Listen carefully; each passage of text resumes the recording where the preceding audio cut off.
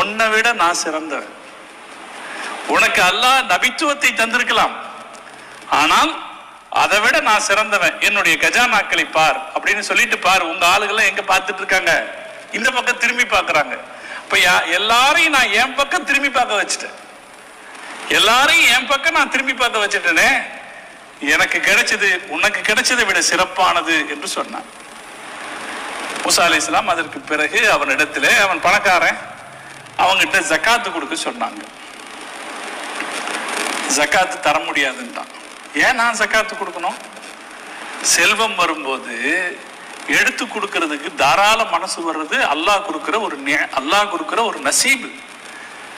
உஸ்மான் இப்னு அஃபான் ரலியல்லாஹு தஆலா, அப்துர் ரஹ்மான் இப்னு அவுஃப் ரலியல்லாஹு தஆலா, பணக்காரங்க பாடம் படிச்சுக்க வேண்டிய வரலாறு இது ரெண்டும். உஸ்மான் இப்னு அஃபான் ரலியல்லாஹு தஆலா, அப்துர் ரஹ்மான் இப்னு அவுஃப் ரலியல்லாஹு. அல்லாஹ் கொடுத்தான். அவங்க ரெண்டு பேர்த்துக்கும் அவ்வளவு வசதியை கொடுத்தான்.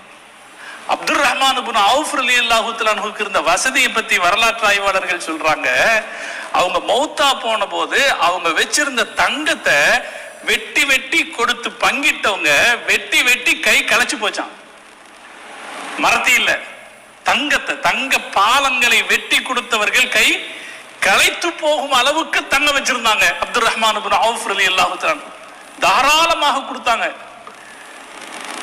தன்னுடைய சொத்துல யாருக்கெல்லாம் பங்கு கொடுத்தாங்கன்னா, ரசூல் ஸல்லல்லாஹு அலைஹி வஸல்லம் மனைவிமார்கள் அவங்க தான் கவனிச்சுக்கிட்டாங்க. பெருமானாருக்கு பிறகு பத்ர் சஹாபாக்கள், யார் பத்ர் யுத்தத்திலே கலந்து கொண்ட சஹாபாக்கள் இருக்கிறாங்களோ ஒவ்வொருத்தருக்கும் பங்கு கொடுத்தாங்க. அவ்வளவு பெரிய செல்வந்தர்.